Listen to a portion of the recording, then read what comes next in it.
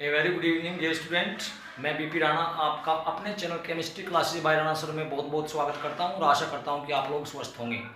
चलिए basic concept में आज एक लास्ट वीडियो बना रहा हूं, क्योंकि इसमें जो बेसिक केमिस्ट्री है जो आपकी कॉम्पिटिशन में पूछी जाती है, इसके अलावा 9, 10, 11, 12 सभी कक्षाओं में पूछी जाती है। तो बेसिक केमिस्ट्री की आज लास्ट वीडियो है और ये वीडियो थोड़ी लंबी हो जाएगी जरूर, क्योंकि इसमें आज हम पढ़ने वाले हैं आयन। आयन में धनायन, ऋणायन, इनमें इलेक्ट्रॉन, प्रोटॉन, न्यूट्रॉन कैसे ज्ञात किए जाते हैं। इसके अलावा समस्थानिक, समबारिक, सम न्यूट्रॉनिक, सम इलेक्ट्रॉनिक, ये चीज़ें भी आज हम पढ़ने वाले हैं।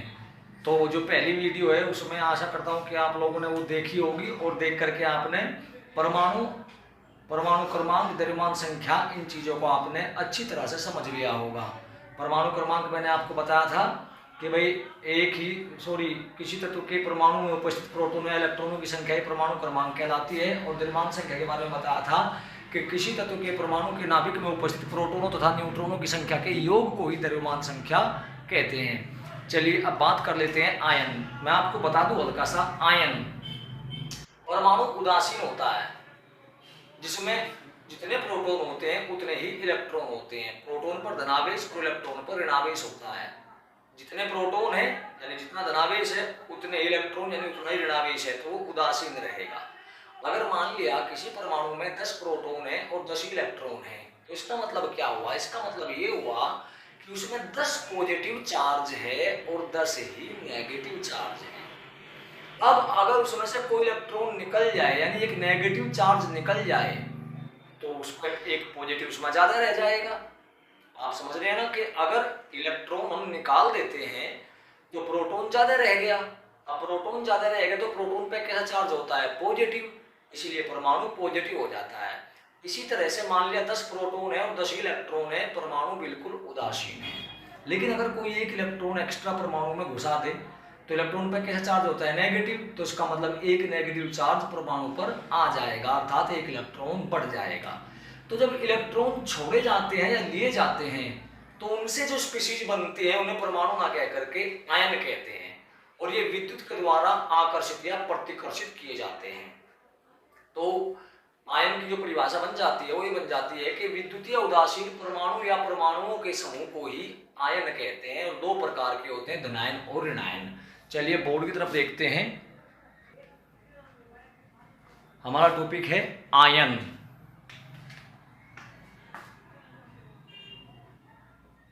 आयन इंग्लिश में भी IONS, आयंस कह देते हैं। तो परिभाषा है विद्युतीय आवेशित परमाणु या परमाणुओं के समूह को ही आयन कहते हैं। विद्युतीय आवेशित का मतलब है जिस पर धन या ऋणावेश होता है। तो दो परिभाषाएं बन जाती है। क्या? पहली परिभाषा, विद्युतीय आवेशित परमाणु या परमाणुओं के समूह को ही आयन कहते हैं, अथवा वह परमाणु या समूह जिस पर आवेश होता है, भले ही वो पॉजिटिव हो या नेगेटिव, वह परमाणु या समूह जिस पर आवेश होता है आयन कहलाता है। जैसे Na positive, K positive, Mg2 positive, Al3 positive, F1 negative, sulphur 2 negative, phosphorus 3 negative.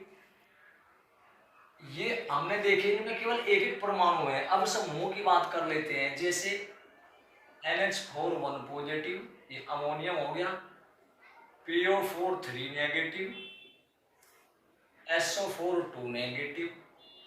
तो ये आपके जिस पर पॉजिटिव चार्ज है उन्हें धनायन, और जिन पर नेगेटिव चार्ज होता है उन्हें ऋणायन कहते हैं। तो परिभाषा क्या बनी? परिभाषा आपकी बनती है कि विद्युतीय आवेशित परमाणु या परमाणुओं के समूह को, ये परमाणु है और ये आपके समूह है। समूह का मतलब हो गया कि इसमें दो तरह के परमाणु आपके दिए गए हैं। तो विद्युतीय आवेशित परमाणु या परमाणुओं के समूह को ही आयन कहते हैं। विद्युतीय आवेशित परमाणु या परमाणुओं के समूह को ही आयन कहते हैं। और ये दो प्रकार के आपने देखे होंगे। ये सारे के सारे कैसे लिखे हुए मैंने? इन पर सब पे क्या है? पॉजिटिव चार्ज, और इन सब पे कैसा है? Negative charge. तो ये कह देते हैं कि ये दो प्रकार के होते हैं। नंबर एक धनायन, नंबर एक धनायन, कैटायन कहते हैं इंग्लिश में। दो परिभाषाएं बना सकते हैं। विद्युतीय धनावेशित परमाणु या परमाणुओं के समूह को ही धनायन कहते हैं। विद्युतीय समझ जाना, धनावेशित परमाणु या परमाणुओं के समूह को ही धनायन कहते हैं। या ये भी कह सकते हैं कि वह आयन जिस पर धन आवेश होता है धनायन कहलाता है। जैसे कि ये सारे के सारे Na positive, Ca2 positive, Fe3 positive आदि, तो ये सब क्या है? ये सब धनायन है। अब बात आती है धनायन कैसे बनता है।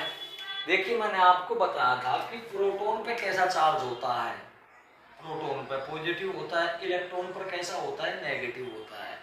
परमाणु, अगर कोई भी परमाणु है, जैसे कि मान लिया मैं ले लेता हूँ 8 ऑक्सीजन। 8 ऑक्सीजन का मतलब है इसमें 8 प्रोटॉन है और 8 ही इलेक्ट्रॉन है। प्रोटॉन पे पॉजिटिव, इलेक्ट्रॉन पे नेगेटिव। जब 8 पॉजिटिव चार्ज है और 8 ही आपका नेगेटिव चार्ज है तो पॉजिटिव नेगेटिव को उदासीन कर देता है, तो इसका मतलब ये परमाणु उदासीन है। अब आप समझो ध्यान से भाई, किसी भी परमाणु में जो परमाणु क्रमांक होता है वही क्या होते हैं, प्रोटॉन। तो प्रोटॉन कितने हैं इसमें? 8।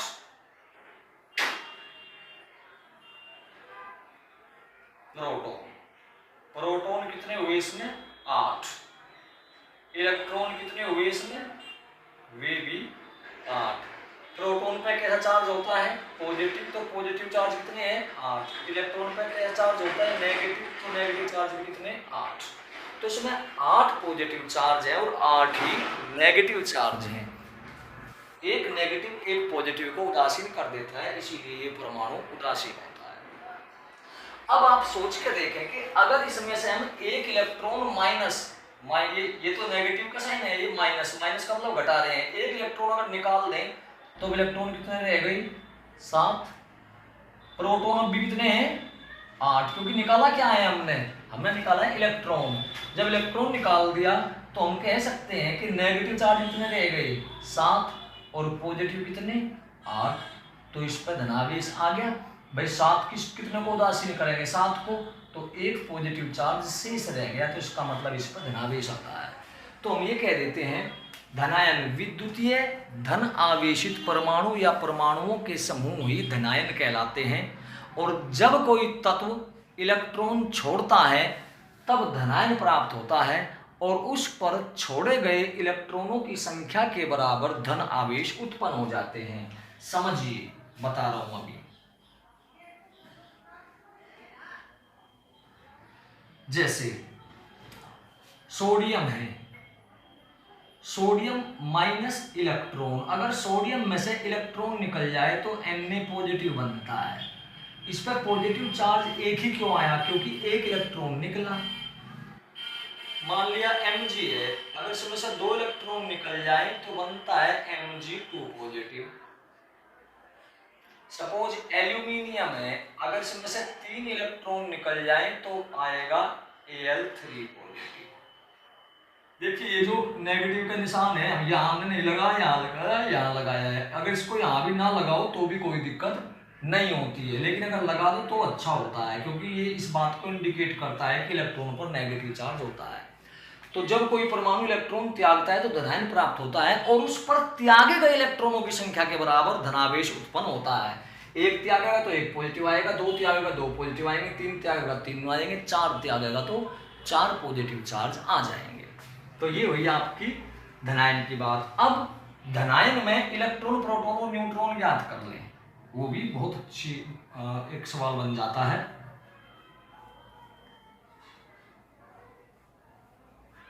जैसे कि मान लिया हमसे पूछा गया कि Na पॉजिटिव में इलेक्ट्रॉन, प्रोटॉन और न्यूट्रॉन ज्ञात करो।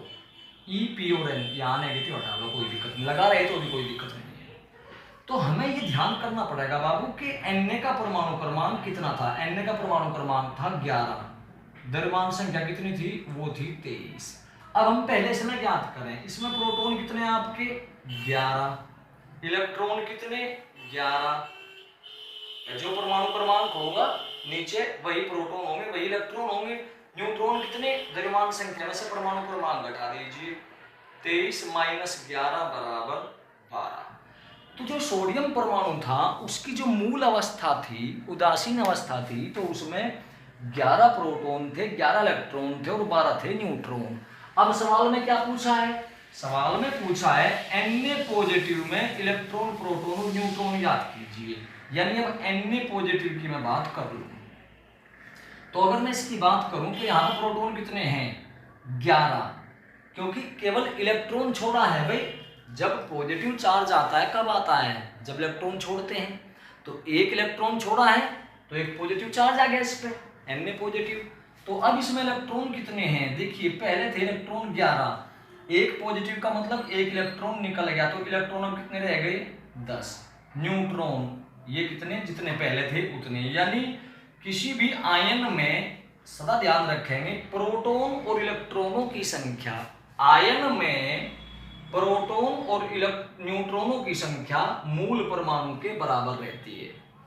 केवल इलेक्ट्रॉन ही ऐसे हैं जो छोड़े जाते हैं या लिए जाते हैं। और एग्जांपल देखते हैं। हमसे पूछ लिया कि Mg2 पॉजिटिव में इलेक्ट्रॉन, प्रोटॉन और न्यूट्रॉन ज्ञात करने हैं, EPN ज्ञात करने हैं Mg2 पॉजिटिव में। बेटा ध्यान करो, Mg का परमाणु क्रमांक था 12, 12 Mg 24। अब इसमें हम देखें तो प्रोटॉन कितने? 12, जो परमाणु क्रमांक, इलेक्ट्रॉन भी कितने होंगे? 12, न्यूट्रॉन 24 माइनस 12, 24 में से 12 घटा दो, तो ये भी कितने? आपके 12। अब पूछ रहा है Mg2 पॉजिटिव में प्रोटॉन, इलेक्ट्रॉन और न्यूट्रॉन ये ज्ञात करने हैं Mg2 पॉजिटिव में। Mg2 पॉजिटिव का मतलब क्या है? Mg2 पॉजिटिव का मतलब है कि Mg ने तो इलेक्ट्रॉन छोड़ दिए, प्रोटॉन न्यूट्रॉन तो नहीं छोड़े गए। तो प्रोटॉन कितने? जितने पहले थे 12, न्यूट्रॉन कितने? जितने पहले थे 12, इलेक्ट्रॉन पहले कितने थे? 12। दो पॉजिटिव का मतलब है दो इलेक्ट्रॉन छोड़ दिए, तो जब 12 में से 2 निकल गए तो इलेक्ट्रॉन रह गए आपके 10। तो इस तरह से हम इनके न्यूमेरिकल भी कर लेते हैं। चलिए और न्यूमेरिकल देख लेते हैं। अब जैसे मान लिया हमसे कोई पूछ रहा है कि Al3 पॉजिटिव में इलेक्ट्रॉन, प्रोटॉन तथा न्यूट्रॉन ज्ञात कीजिए। Al3 पॉजिटिव, सवाल है Al3 पॉजिटिव में इलेक्ट्रॉन, प्रोटॉन और न्यूट्रॉन ज्ञात कीजिए। तो सबसे पहले हमें पता होना चाहिए एल्यूमिनियम का परमाणु क्रमांक, जो कि होता है 13 और द्रव्यमान संख्या 27। इसमें हम देखें परमाणु क्रमांक है तो प्रोटॉन कितने होंगे? 13, इलेक्ट्रॉन कितने? 13 जो ये है, और न्यूट्रॉन द्रव्यमान संख्या से परमाणु क्रमांक घटा दीजिए, 27 में से 13 गए 14, तो ये न्यूट्रॉन हो गए। अब हम कंपैरिजन करते हैं इसकी Al3 पॉजिटिव के साथ में। आपको पता 3 पॉजिटिव चार्ज का मतलब क्या है? 3 इलेक्ट्रॉन छोड़ चुका है, तो इलेक्ट्रॉन कितने रह गए? पहले कितने थे? 13, 3 छोड़ दिए तो कितने रह गए? 10। लेकिन प्रोटॉन पर कोई प्रभाव पड़ेगा? जी नहीं, प्रोटॉन 13 के 13 रहेंगे। न्यूट्रॉन पर कोई प्रभाव पड़ेगा? जी नहीं, 14 के 14 रहेंगे। तो इस प्रकार किसी भी धनायन में प्रोटॉन, इलेक्ट्रॉन, न्यूट्रॉन ज्ञात किए जा सकते हैं। ध्यान रखें एक बात का कि धनायन में इलेक्ट्रॉनों की संख्या मूल परमाणु से सदा कम रहती है। धनायन में इलेक्ट्रॉनों की संख्या मूल परमाणु से सदा कम रहती है। कितनी कम रहती है वो इस बात पर डिपेंड करता है कि पॉजिटिव चार्ज कितना है। अगर एक पॉजिटिव चार्ज है तो इलेक्ट्रॉन 1 कम होगा, 2 है 2 कम। अब 3 पॉजिटिव चार्ज है तो इलेक्ट्रॉन 3 कम होंगे। पहले कितने थे? 13, 3 कम है तो 10। तो ये हुआ आपका धनायन। अब बात कर लेते हैं ऋणायन की। ऋणायन,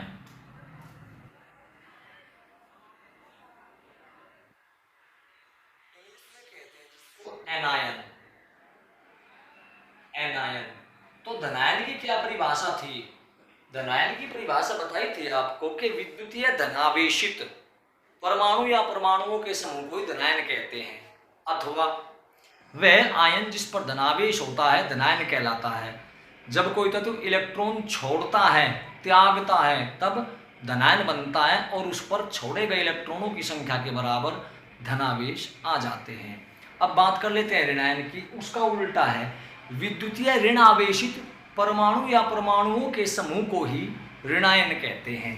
विद्युतीय ऋणावेशित, विद्युतीय ऋणावेशित परमाणु या परमाणु के समूह को ही ऋणायन कहते हैं। जैसे F negative, S2 negative, P3 negative, Cl negative, SO4 2 negative, SO3 2 negative, PO4 3 negative आदि।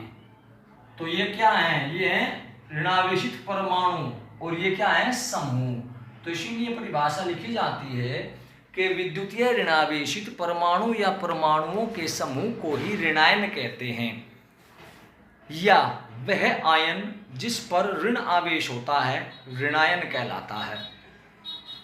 जब कोई तत्व इलेक्ट्रॉन ग्रहण करता है तो उस पर ऋण आवेश उत्पन्न हो जाता है तथा जितने इलेक्ट्रॉन ग्रहण किए जाते हैं उतना ही ऋण आवेश उत्पन्न हो जाता है। जैसे एक एग्जांपल ले, 9 फ्लोरीन 19, इसमें प्रोटॉन कितने बाबू? 9। देखिए, अगर आपने परमाणु क्रमांक द्रव्यमान संख्या का नहीं पता हो तो मेरी जो इससे पहली वीडियो है उसमें आप देख लीजिएगा, बड़े अच्छे ढंग से आपको समझाया हुआ है और बिल्कुल एक तरफ से लेकर के चल रहे हैं। तो प्रोटॉन कितने हैं इसमें? परमाणु क्रमांक कितना? 9। तो प्रोटॉन कितने? 9। इलेक्ट्रॉन भी कितने? 9। न्यूट्रॉन 19 माइनस 9 बराबर 10। अब पूछ रहा है F1 नेगेटिव। नेगेटिव कब आता है? जब इलेक्ट्रॉन ग्रहण किया जाता है। तो अब इलेक्ट्रॉन कितने हो गए? 9 तो थे पहले, इसमें एक और ले लिया तो कितने हो गए? 10। प्रोटॉन पर कोई प्रभाव पड़ा? ना, ज्यों के त्यों रहेंगे। न्यूट्रॉन पर कोई प्रभाव पड़ा? नहीं, ज्यों के त्यों रहेंगे। और एग्जांपल लेते हैं। देखिए, अगर पूछता है कि P3 नेगेटिव में प्रोटॉन, इलेक्ट्रॉन और न्यूट्रॉन याद करो, तो P3 नेगेटिव तो हमें पता करना चाहिए। फास्फोरस का परमाणु क्रमांक 15 है, द्रव्यमान संख्या है 31। उदासीन अवस्था में परमाणु क्रमांक 15 है तो प्रोटॉन भी कितने होंगे? 15। इलेक्ट्रॉन भी कितने होंगे? 15। न्यूट्रॉन द्रव्यमान संख्या माइनस प्रोटॉन, 31 में से 15 गए 16। अब कह रहा है कि P3 नेगेटिव में याद करने हैं। बाबू, P3 नेगेटिव का मतलब 3 नेगेटिव, 3 नेगेटिव का मतलब 3 इलेक्ट्रॉन ले लिए, 3 इलेक्ट्रॉन ज्यादा हो गए। पहले कितने थे इलेक्ट्रॉन? 15। और कितने लिए? 3। कितने हो गए? 18। प्रोटॉन वही रहेंगे 15, न्यूट्रॉन वही रहेंगे 16। तो ऋणायन जो होता है, ऋणायन में क्या पाया आपने? परमाणु में कितने हैं? 15 और इसी के ऋणायन में कितने हैं? 18। तो ऋणायन में इलेक्ट्रॉनों की संख्या मूल परमाणु से सदा अधिक होती है। धनायन में क्या था? धनायन में कम थी मूल परमाणु से, और ऋणायन में इलेक्ट्रॉनों की संख्या मूल परमाणु से अधिक होती है। धनायन हो या ऋणायन हो, प्रोटॉन और न्यूट्रॉनों की संख्या पर कोई प्रभाव नहीं पड़ता। केवल इलेक्ट्रॉन ही दिए जा सकते हैं और इलेक्ट्रॉन ही लिए जा सकते हैं। दिए जाएंगे तो इलेक्ट्रॉन मतलब धनायन बनेगा और इलेक्ट्रॉन लिए जाएंगे तो ऋणायन बनेगा। तो ये था आपका धनायन और ऋणायन। अगर समझ में आ रहा हो, परिभाषा आप लिखते रहो साथ साथ में इसमें, तो वीडियो को लाइक शेयर जरूर करना और चैनल को सब्सक्राइब भी कर देना। अगर वीडियो अच्छी लगे तो, नहीं लगे तो कोई बात नहीं, अगर अच्छी लग जाए तो करना है आपको। तो एक बार मैं दोहरा देता हूं, हमने क्या क्या बताया अभी।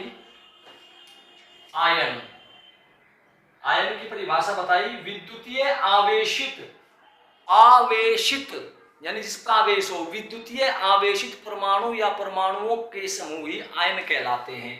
जैसे एग्जांपल लिख दिया, Na positive, Cl negative, P3 negative आदि। विद्युतीय आवेशित परमाणु या परमाणुओं के समूह ही आयन कहलाते हैं। 2 प्रकार के होते हैं। नंबर 1 धनायन, परिभाषा क्या हो जाएगी? विद्युतीय धनावेशित, विद्युतीय धनावेशित परमाणु या परमाणुओं के समूह ही धनायन कहलाते हैं। जैसे Na positive, Fe3 positive, Cu2 positive, Zn2 positive आदि। ऋणायन, विद्युतीय ऋणावेशित, धन के बजाय क्या आ जाएगा? ऋणावेशित परमाणु या परमाणुओं के समूह ही ऋणायन कहलाते हैं, जैसे Cl negative, Br negative, CO3 2 negative आदि। तो धनायन विद्युतीय धनावेशित परमाणु या परमाणुओं के समूह धनायन कहलाते हैं, अथवा वह आयन जिस पर धनावेश होता है धनायन कहलाते हैं। धनायन जब कोई तत्व इलेक्ट्रॉन त्यागता है तो धनायन प्राप्त होता है, जिस पर त्यागे गए इलेक्ट्रॉनों की संख्या के बराबर धनावेश आ जाते हैं।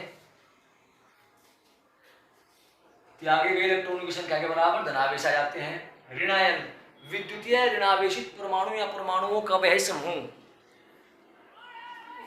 परमाणुओं का समूह ही ऋणायन कहलाता है, अथवा परमाणु या परमाणुओं का वह समूह जिस पर ऋणावेश होता है ऋणायन कहलाता है, जैसे ये। और जब कोई तत्व इलेक्ट्रॉन ग्रहण करता है तो ग्रहण किए गए इलेक्ट्रॉनों की संख्या के बराबर उस पर ऋणावेश उत्पन्न हो जाते हैं। धनायन में इलेक्ट्रॉनों की संख्या मूल परमाणु से सदा कम होती है, ऋणायन में इलेक्ट्रॉनों की संख्या मूल परमाणु से सदा अधिक होती है। अब आगे बढ़ जाते हैं, अगले टॉपिक ले लेते हैं। चलिए अब बात कर लेते हैं समस्थानिक। समस्थानिक इंग्लिश में कहते हैं आइसोटोप्स। समस्थानिक परिभाषा क्या है? परिभाषा सुन लो पहले। एक ही तत्व के वे परमाणु जिनके परमाणु क्रमांक समान और द्रव्यमान संख्याएं भिन्न भिन्न होती हैं, समस्थानिक कहलाते हैं। एक ही तत्व के वे परमाणु जिनके परमाणु क्रमांक समान और द्रव्यमान संख्याएं भिन्न भिन्न होती हैं, समस्थानिक कहलाते हैं। तो परमाणु क्रमांक कहाँ लिखे जाते हैं? तत्व के नीचे और द्रव्यमान संख्या ऊपर, यानी जिनकी नीचे की संख्या बराबर होती है और ऊपर की संख्या अलग अलग होती है, उन्हें समस्थानिक कहते हैं। जैसे हाइड्रोजन के 3 समस्थानिक हैं, 1H1, 1H2, 1H3। इसका नाम है प्रोटियम। इनके नाम अलग अलग हैं। प्रोटियम, इसका नाम है ड्यूटीरियम, ड्यूटीरियम, और इसका नाम है ट्राइटियम, ट्राइटियम।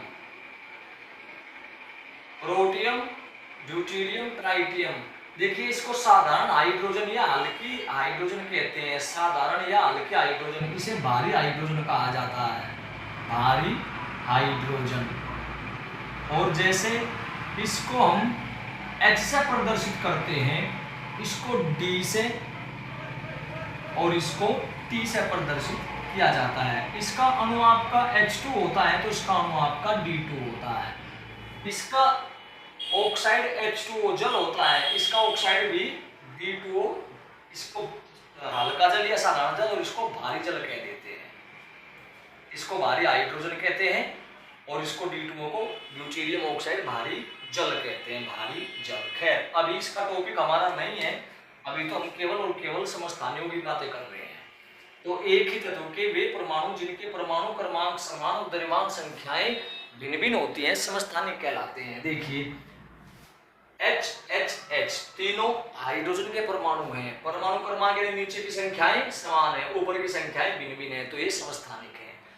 जैसे कार्बन के 3 समस्थानिक, 6 कार्बन 12, 6 कार्बन 13, 6 कार्बन 14।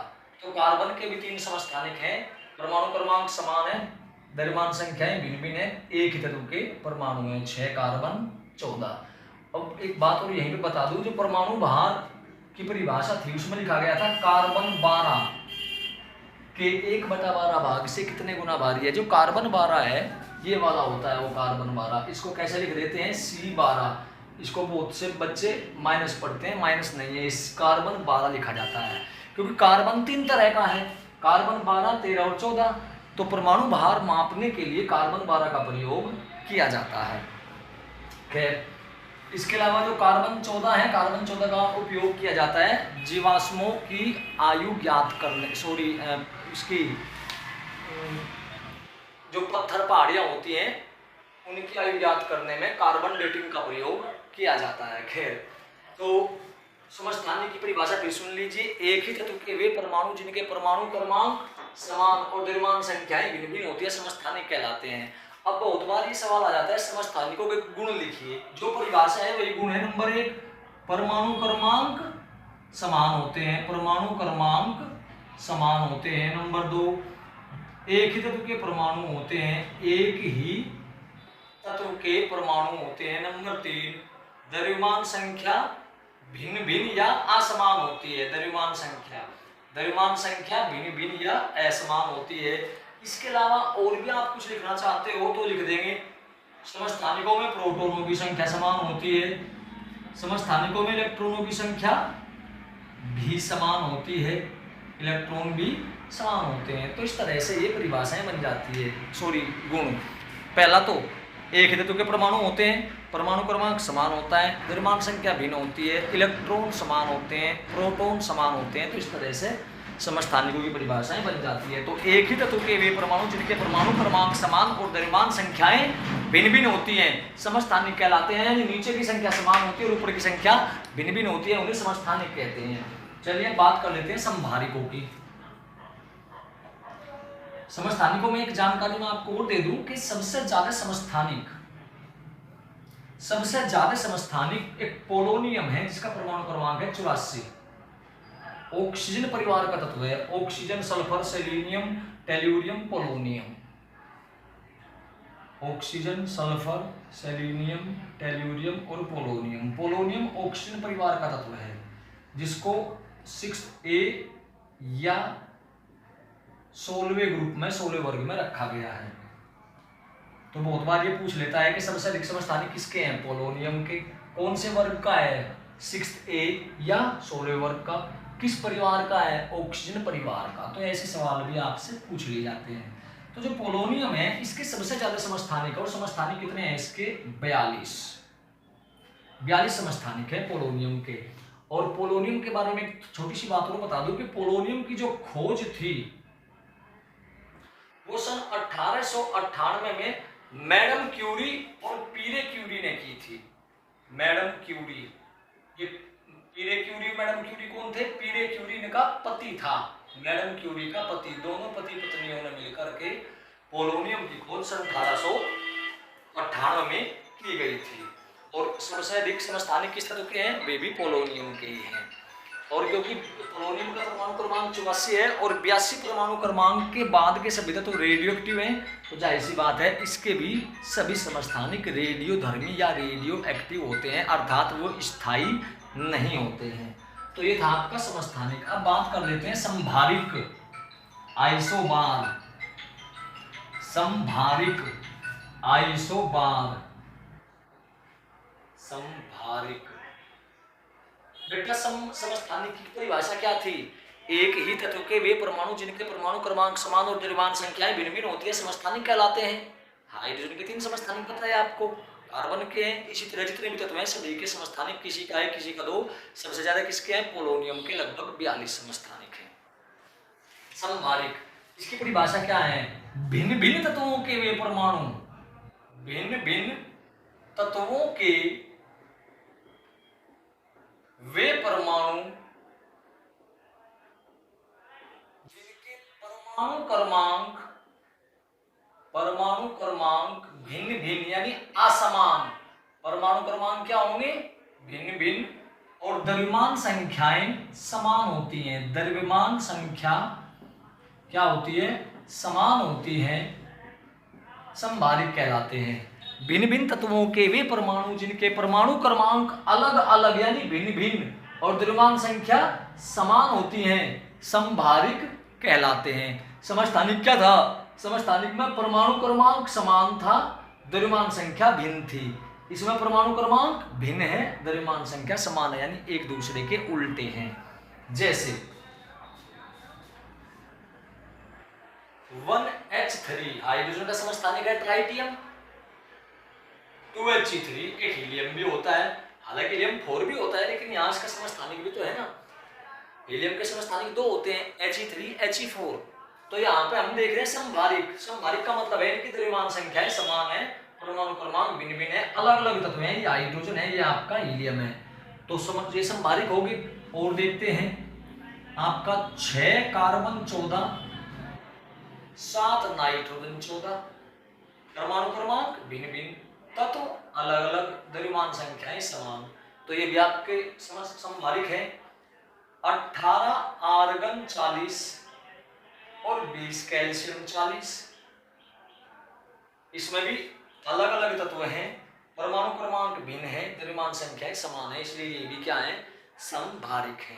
तो समभारिक की परिभाषा क्या है, भिन्न भिन्न तत्वों के वे परमाणु जिनके परमाणु क्रमांक भिन्न भिन्न और द्रव्यमान संख्याएं समान होती हैं समभारिक कहलाते हैं। जैसे 1s3 2he3, 6 carbon 14, 7 nitrogen 14, 18 argon 40, 20 calcium 40। तो ये दोनों समभारिक है, ये दोनों भी समभारिक है, ये दोनों भी समभारिक है।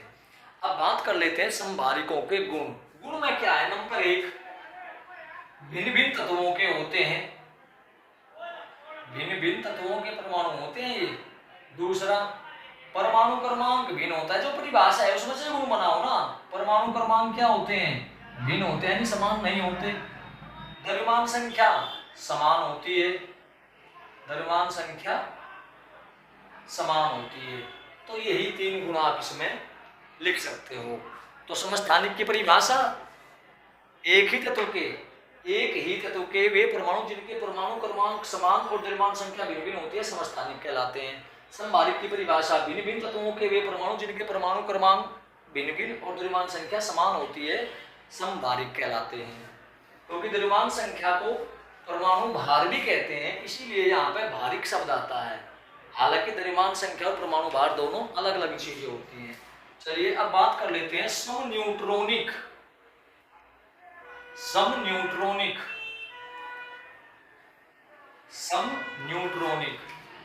स्पष्ट बात है, भिन्न भिन्न तत्वों के वे परमाणु जिनमें न्यूट्रॉनों की संख्या समान होती है। किसकी, न्यूट्रॉनों की संख्या समान होती है। भिन्न भिन्न तत्वों के वे परमाणु जिनमें न्यूट्रॉनों की संख्या समान होती है समन्यूट्रॉनिक कहलाते हैं। तो इनमें क्या होती है, न्यूट्रॉनों की संख्या समान होती है, न्यूट्रॉन समान होते हैं।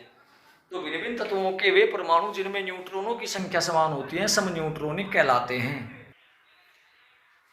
तो जिनमें न्यूट्रॉनों की संख्या समान होती है वे समन्यूट्रॉनिक कहलाते हैं। जैसे समझिए आप बात को, 1h3 न्यूट्रॉन कैसे ज्ञात होते हैं, द्रव्यमान संख्या में से परमाणु क्रमांक माइनस कर देते हैं। तो 3 में से 1 गया, कितने बचे, न्यूट्रॉन 2, इसमें 2 न्यूट्रॉन है। 2he4, 4 में से 2 गए 2, इसमें न्यूट्रॉन कितने हैं, 2, तो इसमें भी न्यूट्रॉन 2 है, इसमें भी न्यूट्रॉन 2 है। तो इसलिए समन्यूट्रॉनिक सम मतलब बराबर। आगे बढ़ते हैं, 5 बोरोन 11, 5 बोरोन 11 और 6 कार्बन 12, इसमें कितने न्यूट्रॉन हैं, 11 में से 5 गए 6, इसमें कितने न्यूट्रॉन हैं, 12 में से 6 गए 6, तो ये भी सब न्यूट्रॉनिक है। 6 कार्बन 14, कितने न्यूट्रॉन होंगे, 8। 7 नाइट्रोजन 15, कितने न्यूट्रॉन होंगे, 8। 8 ऑक्सीजन 16, कितने न्यूट्रॉन होंगे, 8। तो तीनों में न्यूट्रॉन समान है, तो ये भी क्या है, सम न्यूट्रॉनिक है। 18 आर्गन 38, 18 आर्गन 38, न्यूट्रॉन कितने, 38 में 18 गए 20। 19 पोटेशियम 39, कितने न्यूट्रॉन, 20। और 20 कैल्शियम 40, कितने न्यूट्रॉन, 20।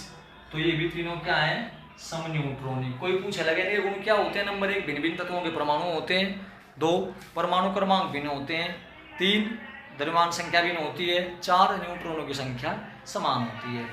तो इस तरह से समस्थानिक, समभारिक और समन्यूट्रॉनिक की ये परिभाषाएं हैं। एक बार जल्दी से रिपीट करके बता देता हूँ, आपको समझ में आ जाएगी और याद भी हो जाएगी। वीडियो अच्छा लगे, अगर अच्छा लगे तो चैनल को सब्सक्राइब कीजिए, अच्छा ना लगे तो आपकी मर्जी है। समस्थानिक, एक ही तत्व के वे परमाणु जिनके परमाणु क्रमांक समान और द्रव्यमान संख्याएं भिन्न भिन्न होती हैं समस्थानिक कहलाते हैं। जैसे हाइड्रोजन के 3 समस्थानिक 1h1, 1h2, 1s3, कार्बन के 6 कार्बन 12, 6 कार्बन 13, 6 कार्बन 14। बोर्ड तो हरा होगा इसमें, लिखे तो आ रहे होंगे, अरे थोड़ा सा मिस्टेक हो गई, ये समस्थानिक हो गए। समभारिक, इसमें एक ही तत्व के परमाणु थे, ये तीनों समस्थानिक हैं, ये तीनों भी समस्थानिक है। समभारिक, भिन्न भिन्न तत्वों के वे परमाणु जिनके परमाणु क्रमांक भिन्न भिन्न और द्रव्यमान संख्याएं समान होती हैं समभारिक कहलाते हैं। समन्यूट्रॉनिक, भिन्न भिन्न तत्वों के वे परमाणु जिनमें न्यूट्रॉनों की संख्या समान होती है समन्यूट्रॉनिक कहलाते हैं। अब इसका बस लास्ट का टॉपिक बचा सम इलेक्ट्रॉनिक। सम इलेक्ट्रॉनिक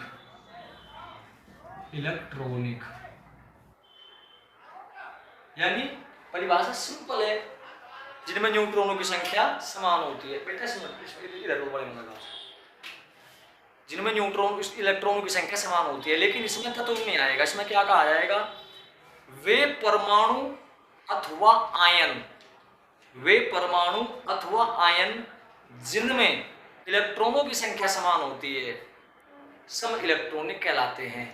वे परमाणु अथवा आयन, इसमें समूह भी लगा सकते हैं, बात एक ही है। वे परमाणु या आयन जिनमें इलेक्ट्रॉनों की संख्या समान होती है सम इलेक्ट्रॉनिक कहलाते हैं। एक एग्जांपल देखिए भैया, एक तो आपका नियोन, बल्कि नियोन नहीं, आप लो ऑक्सीजन से 8 ऑक्सीजन,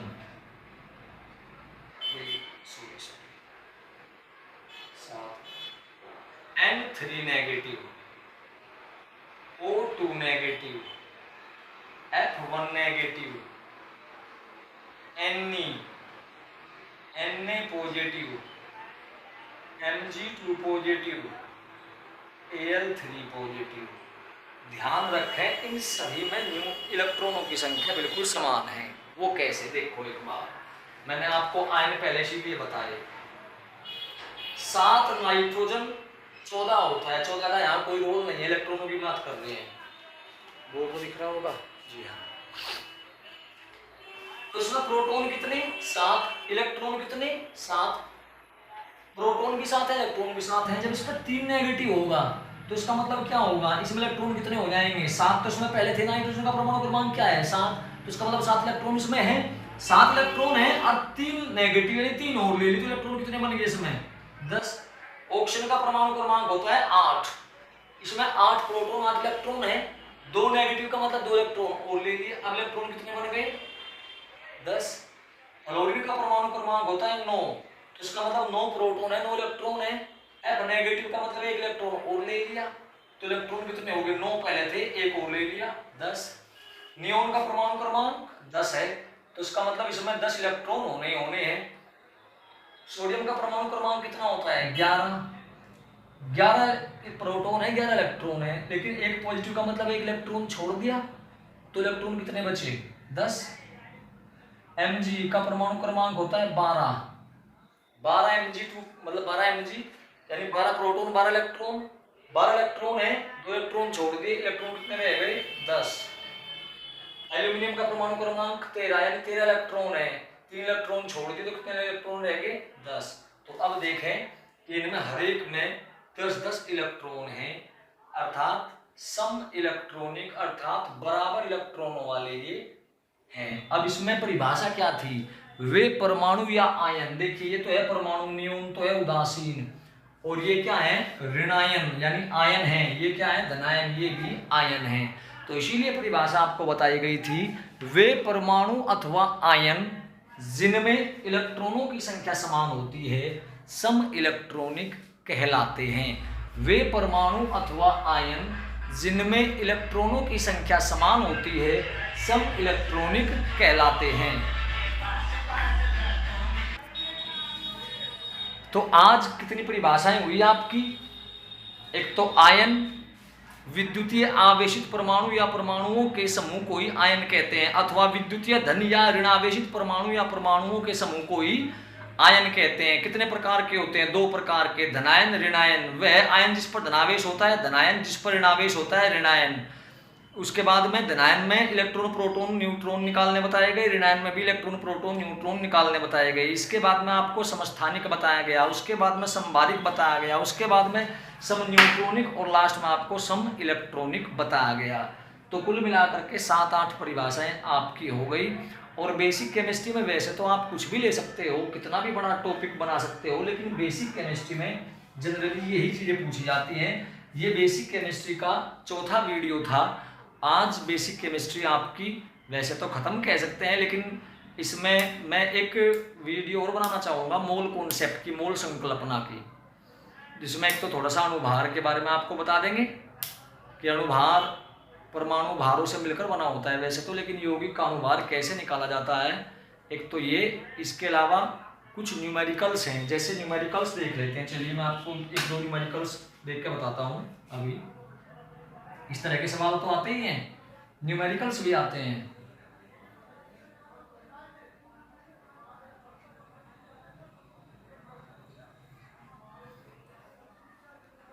जैसे कि आपसे पूछ लेगा कि x और y दो समस्थानिक हैं, ठीक है जी। इनमें x की द्रव्यमान संख्या आप ले लो सपोज 39 और y की द्रव्यमान संख्या 40 है।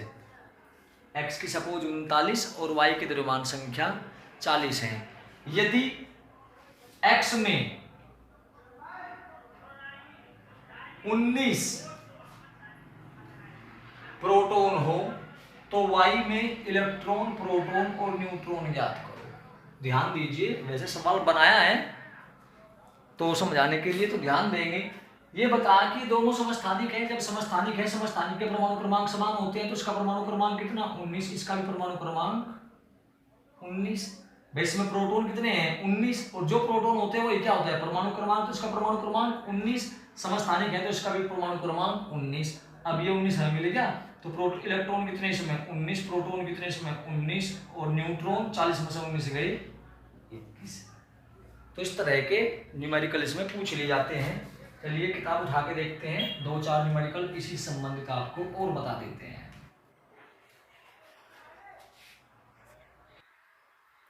देखिए सवाल है कि 3 विभिन्न तत्वों की द्रव्यमान संख्या 40 है जिनके परमाणु क्रमांक क्रमशः 18, 19 है, 19 व 20 हैं, तो इनमें इलेक्ट्रॉन, प्रोटॉन व न्यूट्रॉन ज्ञात कीजिए। देखिए 3 विभिन्न तत्वों की द्रव्यमान संख्या 40 है, इसका मतलब तीनों की द्रव्यमान संख्या 40 है, अर्थात समभारिक हुए। हमें नहीं पता, अगर पता हो तो कोई दिक्कत नहीं। वह 18 आर्गन 40 होता है, 19 पोटेशियम 39 होता है, 40 भी होता है, इसके समस्थानिक 20 कैल्शियम 40 होता है, लेकिन हमें नहीं पता तो हम लिख लेते हैं कि मानव तत्व x, y और z हैं। तीनों की द्रव्यमान संख्या 40 और 40 है। परमाणु क्रमांक क्रमशः 18, 19 व 20 हैं। सवाल हो गया। इसमें प्रोटॉन कितने 18, इलेक्ट्रॉन कितने 18, न्यूट्रॉन कितने 40 में से 18 गए 22।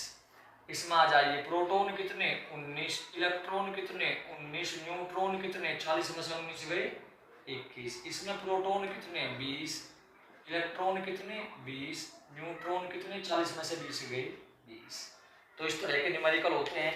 और देखिए बता रहा हूं, एक तत्व का परमाणु क्रमांक 30 है, द्रव्यमान संख्या 66 है, परमाणु में प्रोटॉन, न्यूट्रॉन ज्ञात करो।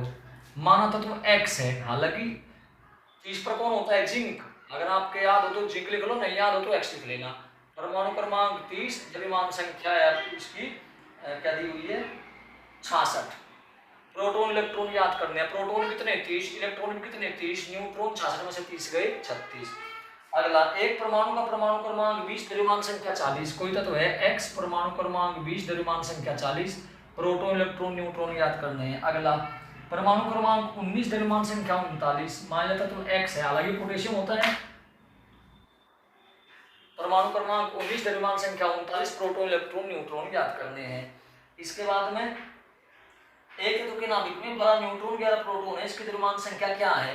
नाभिक में क्या है, प्रोटॉन कितने 11, न्यूट्रॉन कितने 12, द्रव्यमान संख्या पूछ ली। द्रव्यमान संख्या होती है P+N, यानी 11 + 12 = 23। तो इस प्रकार के बड़े साधारण से न्यूमेरिकल होते हैं। इस टॉपिक में ज़्यादा बड़े न्यूमेरिकल नहीं होते। मैं नीचे तक दिखा देता हूँ आपको, ये न्यूमेरिकल जो बाद में हुआ है।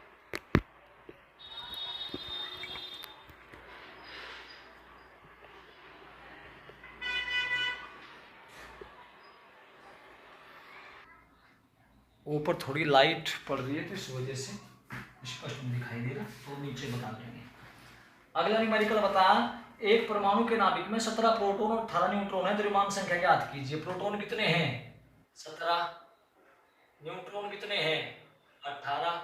द्रव्यमान संख्या प्रोटॉन प्लस न्यूट्रॉन 17 और 18, 17 प्लस 18 बराबर 35। और देखते हैं समस्थानिक समधारिक के ले लेते हैं, बड़े अच्छे सवाल होते हैं उनके भी। किसी तत्व का परमाणु क्रमांक 19, द्रव्यमान संख्या 39 है, प्रोटॉन न्यूट्रॉन ज्ञात कीजिए। आसान है। समान परमाणु क्रमांक के दो परमाणु x और y, देखिए सवाल समझिए। सवाल है समान परमाणु क्रमांक के दो परमाणु x और y की द्रव्यमान संख्याएं 208 व 210 हैं। यानी द्रव्यमान संख्या दी 208 और 210। और क्या बात बता रखी कि परमाणु क्रमांक इनके समान है, यानी समस्थानिक हैं। यदि x के नाभिक में 126 न्यूट्रॉन है, x के नाभिक में न्यूट्रॉन कितने बताए? ध्यान दीजिए 126। तो y के नाभिक में न्यूट्रॉनों की संख्या व परमाणु क्रमांक, यानी y का परमाणु क्रमांक z याद करना है। परमाणु क्रमांक को z से प्रदर्शित करते हैं, छोड़ो वैसे लिख देते हैं, परमाणु क्रमांक याद करना है। और y में न्यूट्रॉन ज्ञात करने हैं। देखिए सवाल क्या दिया, कितना अच्छा सवाल है। समान परमाणु क्रमांक वाले यानी x और y जिनके परमाणु क्रमांक समान है की द्रव्यमान संख्याएं 208 व 210 है। यदि x के नाभिक में 126 न्यूट्रॉन है तो y के नाभिक में न्यूट्रॉन और परमाणु क्रमांक ज्ञात करो। बेटा जब ये न्यूट्रॉन दे दिए और द्रव्यमान संख्या दे दी तो द्रव्यमान संख्या क्या होती है? Proton plus neutron. अगर न्यूट्रॉन हमें दिए हुए हैं, प्रोटॉन निकालने हैं, तो न्यूट्रॉन को इधर ले जाएंगे, क्योंकि आपको पता है द्रव्यमान संख्या बराबर प्रोटॉन प्लस न्यूट्रॉन। अब हमें प्रोटॉन ज्ञात करने हैं तो न्यूट्रॉन को इधर ले जाओ, a माइनस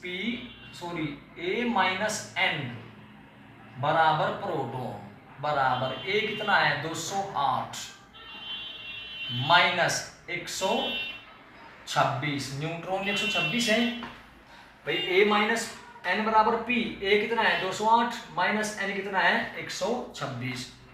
8 में से 6 गए, 2 बचे और 20 में से 12 गए 8, यानी 82 आपके उसमें प्रोटॉन है। और बेटा जो प्रोटॉन होते हैं वही परमाणु क्रमांक होता है, तो इसका मतलब इसका परमाणु क्रमांक 82 है।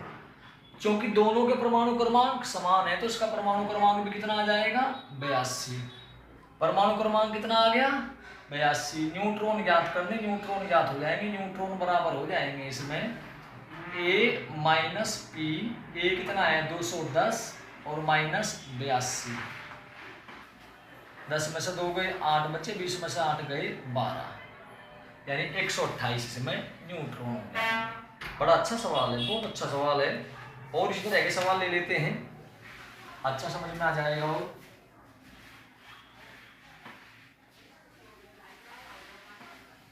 सवाल है समान परमाणु क्रमांक वाले दो परमाणु x और y, इसमें भी क्या है? x और y, x और y की द्रव्यमान संख्याएं 190 व 192 हैं। इसकी द्रव्यमान संख्या 190 और इसकी द्रव्यमान संख्या 192 है। यदि x के नाभिक में 114 न्यूट्रॉन हो, इसमें न्यूट्रॉन कितने बता दिए? 114। तो ये नहीं आ रहे वे, उन्हें कोई दिक्कत नहीं। तो y में न्यूट्रॉन ज्ञात करने हैं जी। ध्यान दीजिए सवाल है कि समान परमाणु क्रमांक वाले दो तत्वों x और y की द्रव्यमान संख्या 190 व 192 है। यदि x के नाभिक में 114 न्यूट्रॉन हो तो y में न्यूट्रॉन ज्ञात करो।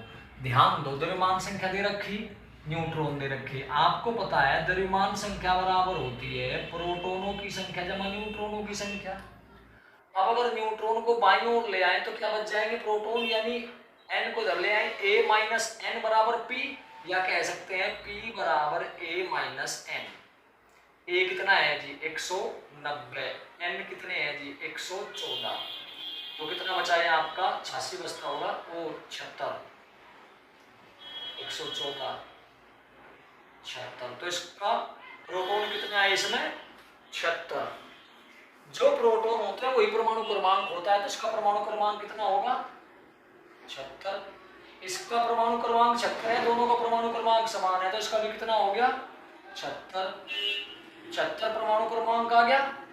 और आपको पता है A बराबर P प्लस N, तो यहाँ न्यूट्रॉन ज्ञात करने हैं, P को इधर ले आओ, A माइनस P बराबर N, A कितना आपका 192 माइनस 76 बराबर N बराबर 116 आ जाएगा 76। जी हाँ, तो इस तरह से ये न्यूमेरिकल बड़े ही आसान हैं, इन्हें आप कर सकते हैं, बड़े अच्छे न्यूमेरिकल हैं।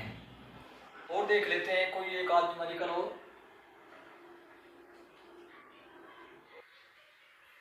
ये बताएं समान परमाणु भार के, अब की बार क्या है, परमाणु भार समान है, समान परमाणु भार के दो तो x और